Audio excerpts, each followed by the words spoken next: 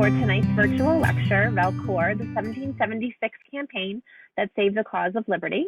I'm Elizabeth Sulak, the Director of Public Programs for the Newport Historical Society, and I'd like to introduce tonight's speaker, award-winning author and historian Jack Kelly. This evening, Jack will relate the neglected story of Valcour, which is featured in his latest book, Valcour, the 1776 campaign that saved the cause of liberty. The book, which described one of the most critical and suspense-filled campaigns of the Revolutionary War, is available at the Museum of Newport History and Shop.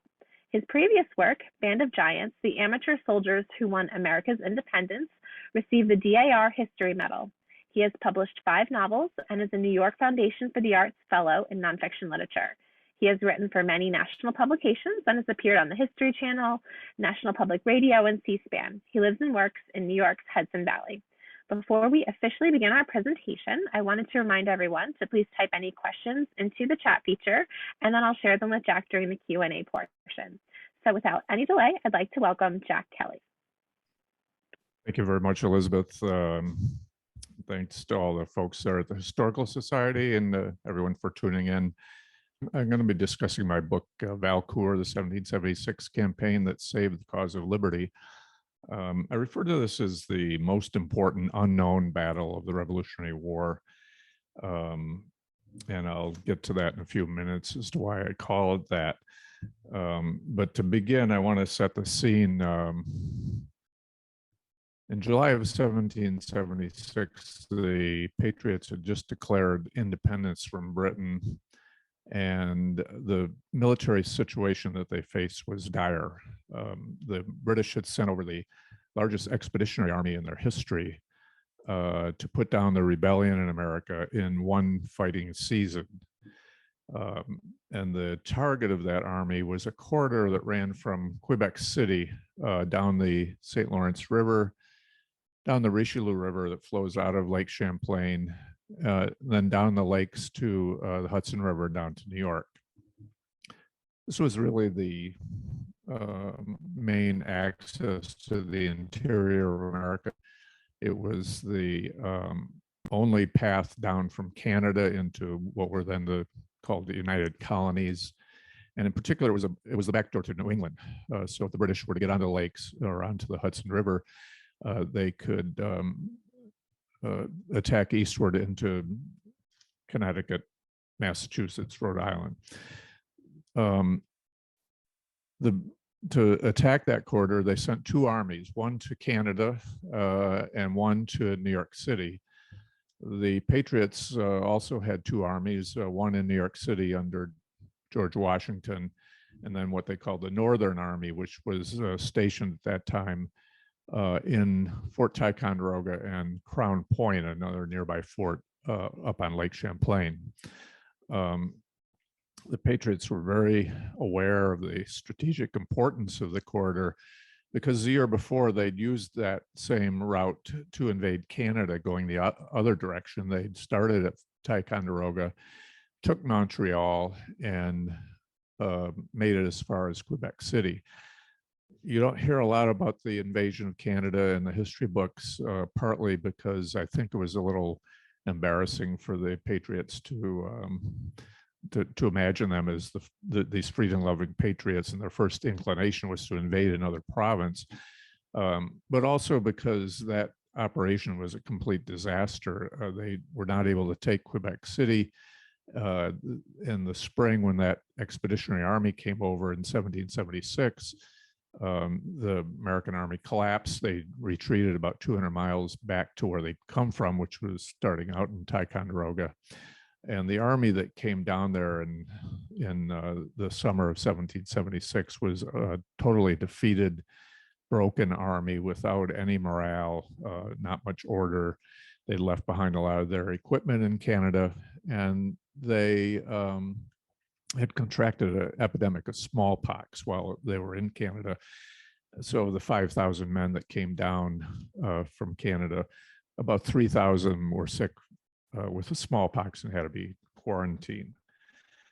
But that very weakened army was the only thing that stood between the Patriots and the success of the revolution and this invasion that was coming down from Canada.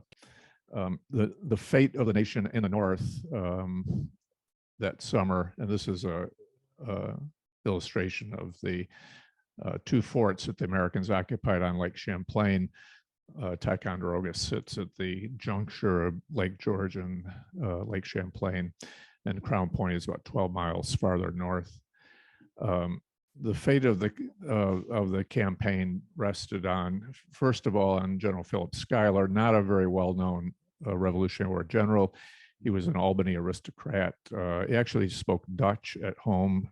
I was sort of surprised that this almost everybody in Albany spoke Dutch at that time. He had been an officer in the French and Indian War, but he was not really a battle general, and he was also quite sickly, so he spent a lot of his time commanding from his mansion in Albany. His man on the spot, his field commander, was General Horatio Gates. Gates was a very experienced officer and been quite a few years in the British Army. But like Schuyler, he was not a battle general. He was more of a staff officer. And he also had a very overblown view of his own abilities. And he spent a lot of time trying to figure out how to replace George Washington as head of the Continental Army. And then the man who would actually be facing the British in battle was Benedict Arnold. Arnold had absolutely no experience, military experience before the war. And of course, 4 years later would betray his country. So it seemed like we had the sort of second string level of officers there in this very crucial mission to stop the British invasion. But it turned out that they were the right men for the job. General Schuyler was a genius of logistics. He had been a businessman for years. He had very wide contacts, and he knew where to get the materials they needed to build a fleet to stop the British on Lake Champlain. General Gates was a genius of organization. He knew how to rebuild the army, restore morale, restore discipline, and rebuild the fortifications around Fort Ticonderoga. And Benedict Arnold turned out to be a genius of war itself. He was very astute at tactics and strategy. And as a bonus, he had been a sea captain before the war, so he knew about sailing and nautical matters that they would need to get the fleet together to stop the British on Lake Champlain. That summer, there began an arms race between the two sides. The British were building their fleet in this town of St. John's up on the Richelieu River. That was their only access to Lake Champlain. There were rapids in between there and the St. Lawrence River, so they couldn't sail up into Lake Champlain, but they, from St. John's, they were able to sail just straight out onto the lake. And the Americans were down here in Skenesboro, which was now the town of Whitehall, at the very southern tip of Lake Champlain, building their small fleet. And the Americans actually started out with a little bit of a head start because they had captured some warships on the Lake Champlain. They had this schooner with a few light cannon on it that was called the Royal Savage that they'd captured from the British. It was only about 50 feet long. It's not it would be a small sailboat, basically. What they wanted to build was gunboats, and this is a schematic of the gunboats that they started hammering together during that summer.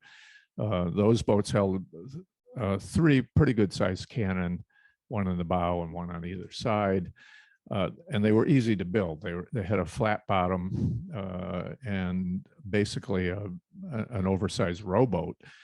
They did have a sail, but because they had no keel, it was very difficult to sail unless the wind was directly from behind them. They were open boats. They had a rigging for a canopy, framework for a canopy, but otherwise they're just open rowboats. And unless they had that favorable wind, they were moved along by rowing. What they wanted, this is a replica of one of the gunboats. It was built by the Lake Champlain Maritime Museum, and gives a sort of an idea of the scale of the boats that were fighting the battle. One interesting thing to note is there's about a dozen people on this boat. The actual crew for a gunboat was 44, so they would have been much more crowded than this. The type of boats that the Patriots wanted to build were about 75 foot long, what they call row galleys, that could be rowed, or they also had these sails that made them very handy for sailing on the lake, very maneuverable. They had a small cabin in the back underneath the quarter deck. The problem with them was that they did have a keel, and they did have a shaped hull, and so they really required a experienced shipwright in order to oversee the building of them, and there just were no shipwrights in the interiors. Skenesboro was really in the wilderness, and not very few of them wanted to go up away from the coast where they would have gotten their work, and to go up inland to oversee building these boats. And the rigging was very complicated, so it took a lot of time and trouble to get those boats built, and they were very slow getting them finished. Benedict Arnold had a very keen sense of time and warfare, and so he didn't wait until the fleet was finished in order to advance on the enemy. He always believed that it was important to get the initiative, to get the jump on the enemy and move before they did. So he took 6 of the gunboats once they got them done, and the schooner, the original Royal Savage schooner that they'd had before, and sailed up into the north end of Lake Champlain. This is the Canadian border up here. He wanted to gain intelligence about what the British were doing just a little farther up in the Richelieu River. And he sent spies and scouts up there to check out the progress of their fleet building. He needed to train his crews. Most of the crews of the gunboats were taken from the Army. A lot of them would have been farmers before the war, didn't know much about sailing. They had to learn the rudiments of sailing. And in particular, he was interested in having himself and the captains of the other boats learn the terrain of the lake. You can see how complicated the terrain is up there. Many, many islands, a lot of nooks and crannies and inlets, and he wanted them to go around and take the depths and see where they could go, where they could hide their boats, and just generally get familiar with the complexity of the lake up there. Down here, you see Valcour Island, which come into the story in a minute. He went up to there in August. They'd only been building the boats for about 6 weeks, and spent then the next 6 weeks really in the north, exploring and getting ready for the British attack. During that same time, on the other end of that corridor that I mentioned, General Washington was having pretty bad time of it. The British landed 40,000 men on Staten Island. Washington had an army of about 20,000 men in New York City, which in those days was just at the very tip of Manhattan Island. And they fought a battle in August on Long Island. The Patriots were very soundly defeated. In September, the British attacked New York City and took it over. Washington's army barely escaped. By October, they were fighting up in White Plains. And then in November and December, Washington retreated across the entire state of New Jersey and found himself down in Pennsylvania on the far side of the Delaware River. His 20,000 man army had shrunk to about 3,000 men, And at that point, he wrote to his brother and he said, I think the game is pretty near up. That was really one of the low points of the revolution, and in some ways, one of the low points of American history. And it made the campaign in the North all that much more important. So meanwhile, while that was going on, Arnold was still waiting. He waited through the entire month of September in the north end of Lake Champlain. It was very hard service for the men on the boats. The gunboats had no hammocks or no berths. The men just slept on the wooden decks. They were open boats. They were constantly exposed to the spray and rain. There were a lot of storms came down the Champlain Valley in the fall. And it gets pretty cold up there, even in September. They have frost, and they were starting to see snow on the mountains. Cold. They hadn't really brought warm clothing. They were lacking in gunpowder, and in particular, Arnold was concerned about the lack of the galleys. They hadn't been able to send him up any of these galleys, which were supposed to be the main weapon in his arsenal for the fleet. Towards the end of September, he decided to move the fleet down to Valcour Island, which is down here. He thought it would be closer to the forts, Fort Ticonderoga and Crown Point. It would also be sheltered. There was the fleet could be tucked in behind the island and be sheltered from the storms. And it was also hidden from any main British fleet that might come down the main channel. So he moved the fleet down here. This is another view of modern map of Valcour Island, and continued to wait. And the Americans were very puzzled as why were the British taking all this time? And it wasn't until soon after that they moved to Valcour Island. 3 of the galleys were finished and were sent up to them. Benedict Arnold switched his flagship over to one of the galleys. So they had all the ships that they were going to have for the fleet. So not as big as they would have liked, but it was complete at that point. And those ships brought up some warmer clothing and in particular a barrel of rum for every one of the gunboats, which was very welcome. They waited another week. Finally, the scouts came in, the scout boats in the morning. October 11th, they said they sighted sails on the northern horizon. The British were coming, and they were coming down with a fleet that was beyond the worst fears of the Americans. All this time they'd been building and building and building ships. The British fleet was led by this man, Guy Carleton.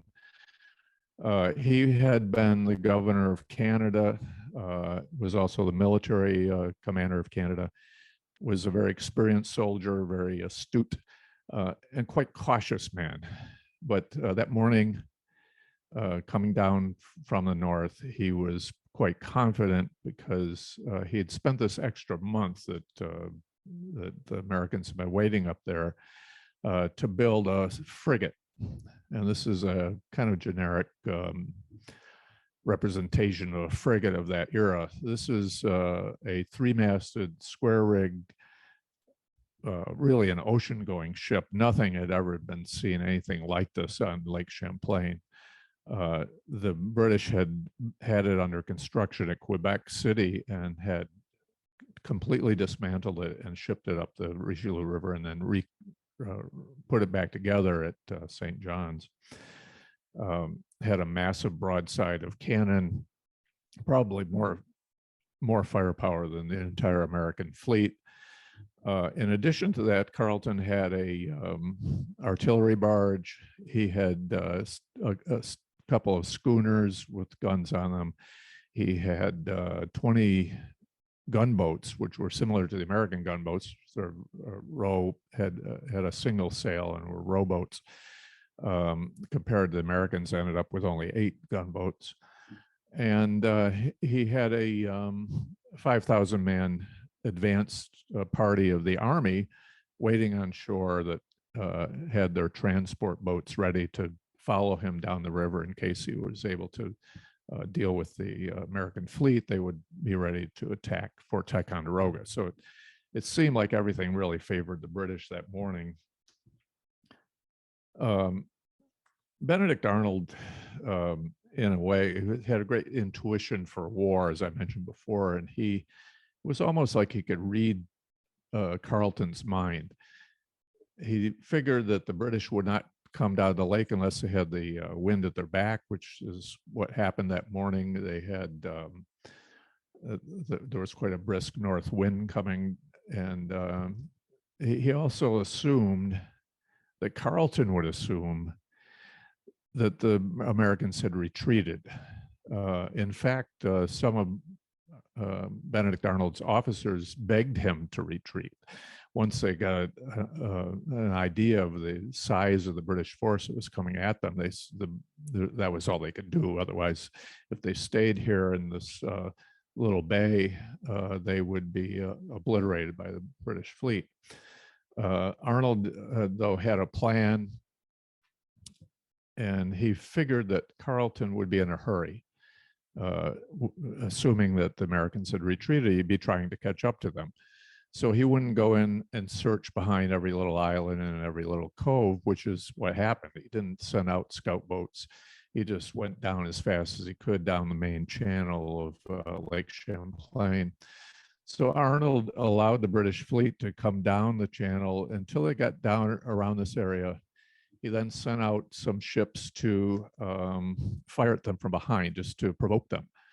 At that point, they had to turn around and come back into the wind, and then get into this relatively narrow channel. It's but just barely a mile across from the New York shore to Valcour Island, in order to attack the American battle line, which would have been up here.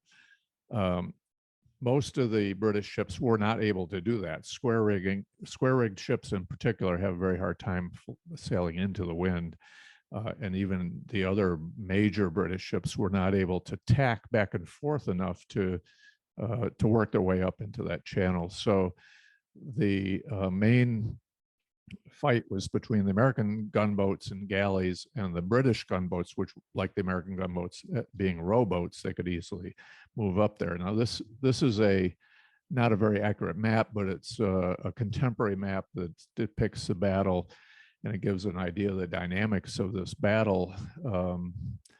The British gunboats would have been here, and the American gunboats and galleys were stretched across in a line up here. And the major British ships were out in here and really couldn't get into the battle. They were essentially spectators during the battle. One of their schooners was able to get up and was shot up pretty bad for this trouble. And the fighting went on all day, fighting back and forth in a cannon duel. This is a 9-pounder cannon that the Americans would have had on the side of one of their gunboats. And they had a 12-pounder, slightly bigger cannon in the bow. And this type of warfare is very brutal. There was nowhere you couldn't run away. There was nowhere to hide. There was no taking cover. The cannonballs would blast right through the side of the ship. Very noisy, very chaotic. The Americans had put out a couple of anchors for each gunboat, and then they would haul on ropes to spin it around to fire first one cannon, and then the bow cannon, and then the cannon on the other side, and then they'd be reloading while that was going on. A lot of smoke, a lot of noise, a lot of people being killed. If you were hit and killed by one of these cannonballs, they just throw your body overboard to clear off the decks. Went on for 7 hours. Very, very brutal fighting. And then it got dark. And this is a loose artist's conception of the battle. This would have been one of the American row galleys, shot up pretty bad. The American ships were damaged. A lot of them were taking on water. Two boats sank during the battle, or soon after the battle. One was a British gunboat, and one was an American gunboat called the Philadelphia. So when it got dark, the Americans had to decide what to do, and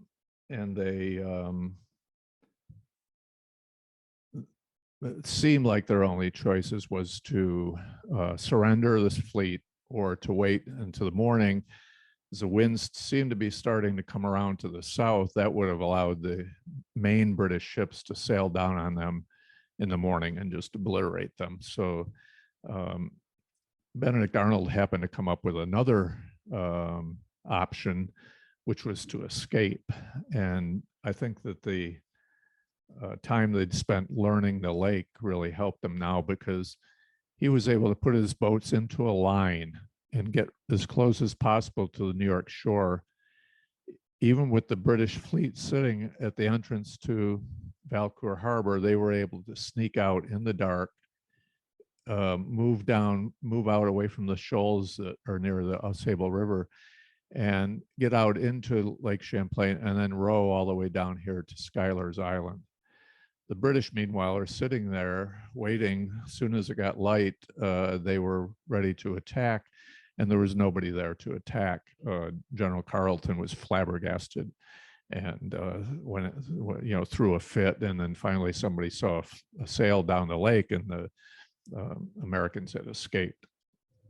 So then they began a race that lasted another day and a half, in which the Americans from Schuyler's Island moved down about into here, just past Split Rock, before the British ships caught up to them.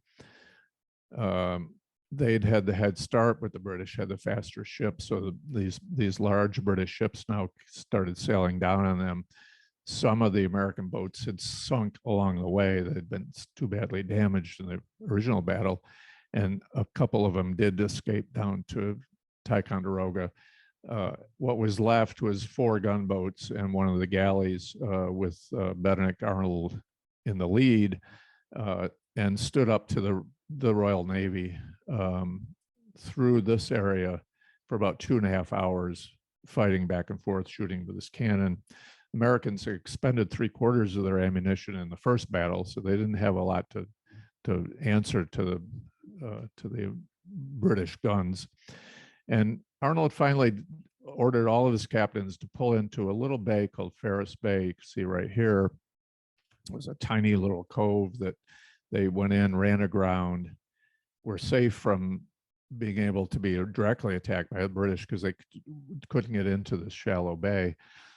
They set the boats on fire so the British wouldn't get them, and waited until they were burning, and eventually the fire reached what was left of the gunpowder, and they exploded. And then after this 3 days really of constant warfare and rowing day and night, they all walked down to cross over at Crown Point and escaped. So the British were easily able to take Crown Point. When the fleet got down there, they brought up the advance guard of the army. They were ready to attack. The Americans consolidated their defenses here at Fort Ticonderoga. And then they waited a week, and then another week. And now it's getting towards November, and they couldn't figure out, now what's the delay now? Finally, they sent scouts up to Crown Point, and the British were gone.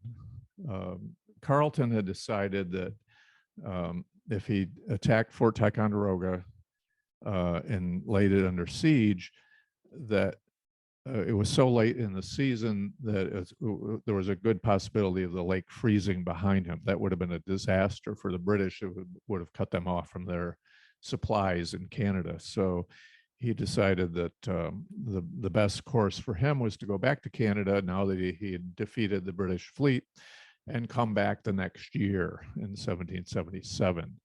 And it turned out, as most people are familiar with, that the British did come back the next year. Carleton had been replaced by gentleman, what they call Gentleman Johnny Burgoyne. General Burgoyne did take Fort Ticonderoga, but then met his match at the Battle of Saratoga and had to surrender his entire army. So that delay was very important from one year to the next. Once the British went back, the campaign was over. And the reason I refer to this campaign as the most important unknown battle of the war, it's really a couple of reasons. One is that it prevented the British from winning in 1776, which was their best chance to win. The American patriots had no allies. They were at their weakest. The British had a really preponderance of force that they could apply, and yet they were stopped from winning. And that was a story that was repeated many times in the Revolutionary War. It's not a victory. Americans certainly didn't win a victory at Valcour Island. Their fleet was basically destroyed, but it delayed everything until the next year. And as long as they could keep delaying till the next year, the cause was still alive. The other reason that's somewhat related to that is that once the British went back to Canada, General Gates and Benedict Arnold took 600 men from Fort Ticonderoga, who were no longer needed there, and marched them down to join Washington's army in Pennsylvania. Washington was trying to make a decision at that point as to what to do. We don't know what all the factors he considered, but the conclusion he came to, and it's easy to imagine, they figured, well, the threat in the north has been neutralized. I have these 600 extra men that I didn't expect to have. Whatever it was convinced him to cross the Delaware River on Christmas night and attack the Hessians at Trenton and really score the greatest victory of his career, and to really restore American morale and American chances to get through another winter and into another year.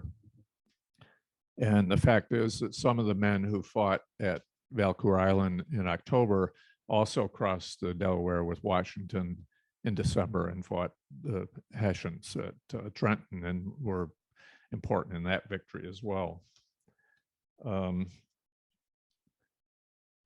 I want to go back to this replica of the American gunboat. That was actually a replica of the Philadelphia, which was the boat that sank in Valcour Harbor. And it sat on the bottom of Valcour Harbor for 159 years until it was found by divers in the 1930s, and they were able to salvage it. And they brought it up and tried to do what they could to preserve it, and eventually found its way into the Smithsonian Institute in Washington, where it is on view today. It's the oldest existing American warship. And also, to me, I think one of the most poignant relics of the Revolutionary War, because it expresses something of the reality of particularly knowing about the battle. You get to see this. This is the actual ship. It's not a model. It's not a replica. This is the actual ship that faced the British in battle. These are the actual guns that fired at the British. The cannon in the bow was still loaded when they brought it up. If you notice over here, there's a 24-pounder British cannonball that was found lodged in the side of the Philadelphia, and that caused it to sink. It was still lodged there when they brought it up.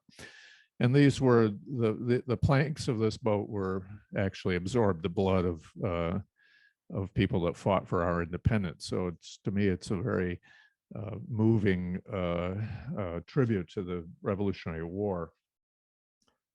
And I would just conclude by saying that there's people have talked recently about the relevance of the revolution, and some make the point that the founders were really too flawed to be held in any regard today.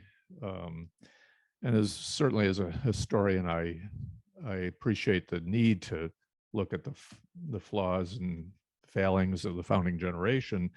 But I think it's also important to keep in mind that they were fighting for an idea, however flawed they were. They had this relatively simple idea that no person is superior because of their birth. And that was a startling idea in that time of aristocracy and monarchy, that people had inalienable rights that resulted not from their wealth or their position, but from the fact that they were human beings. And I think it's very helpful to focus on the men who fought the war, because they were fighting for that idea. And they were mostly common people. They were not aristocrats. Even most of the officers in the Continental Army were just common people that were devoted to this cause. So 3 months after the independence, when nobody knew who was going to win the war, when the country was divided, more divided than it is now, these guys were willing to go to this remote northern lake and face cannon fire for an idea. And when they were doing that, they were thinking about us.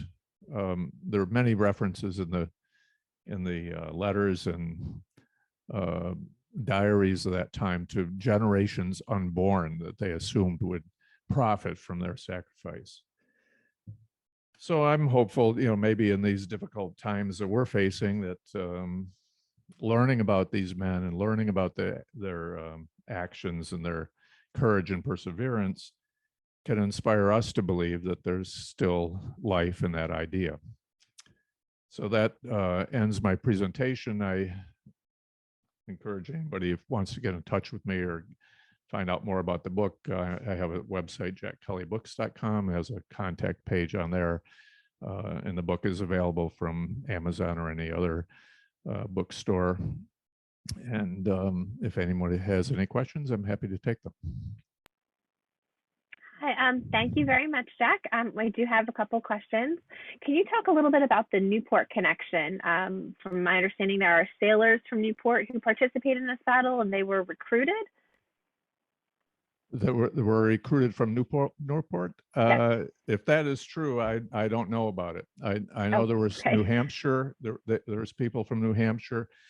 They did try along the coast to recruit anybody that they could who knew how to sail a boat, and it was a great concern of all the officers, in particular Benedict Arnold, who knew about sailing himself, to get men who could already have a familiarity with the boats. I may be wrong about that, but I'm not sure. I can't think offhand of which of the people that were involved in it would have been from Rhode Island. I'm not. Why has the Valcour campaign been neglected in many history books? Well, I think that I always tend to cite a book called 1776 by David McCullough. And I have a great deal of respect for David McCullough. He's one of our great historians, great storyteller as a historian. And he wrote this book that dealt with the military situation in 1776. And he didn't mention the Northern Campaign whatsoever. It wasn't that he slighted it, he just ignored it.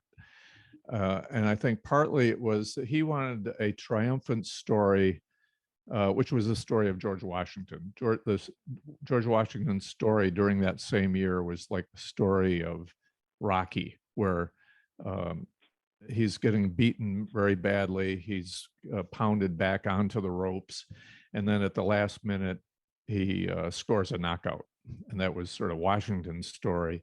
It's a very triumphal story. and he didn't want to complicate it by getting into this other story a little bit less triumphant of what was going on in the North. That being said, I think that the main reason that it's been ignored over the years is because of Benedict Arnold. It's easy to sing the praises of George Washington. People don't want to say anything good about Benedict Arnold, even though he really was the hero of this campaign. And that a lot of Arnold's accomplishments in the war were downgraded over the years by historians simply because of his treason, and they wanted to make sure that he didn't get very much credit. So I think that's really probably the main reason. A great segue into our next question. Do you think Arnold's reputation will ever be reconsidered by Americans? I hope so, because I'm writing a book about it. So my next book is going to be about Benedict Arnold. There's been many biographies. He's probably the most written about character, except for Washington, in the Revolutionary era. And many of the early biographies in particular were very scathing, that he was a complete scoundrel from beginning to end. And that really made it easier to understand his treason, because if he was a bad man to begin with, then it was the logical thing was for him to be a traitor. And the fact is that he was very devoted to the cause. He spent much of his own money on the cause. He certainly risked his life for the cause for 3 years, and accomplished a lot of good for the patriot cause during those 3 years, and then soured on the cause. And that's a very paradoxical situation that people find hard to accept. So they just tend to look at him as only a traitor. I think to understand the revolution, really need to see both sides of him. And I'm going to try to do that in the book that I'm writing. There has been some academic books that have gone into more detail about his accomplishments early in the war, and less about the intrigue of his betrayal and the attempt to betray the cause in 1780. Did the lack of recognition for Arnold's contribution that summer influence his later betrayal? Yes, that certainly was true. It was one of the many slights. He was a very kind of prickly character. He was very devoted to his honor, and he was very quick to take offense at anybody that didn't recognize him as an honorable man. He expected to get a promotion from his efforts at Valcour during the Valcour campaign. He was a brigadier general. He expected to be promoted to major general.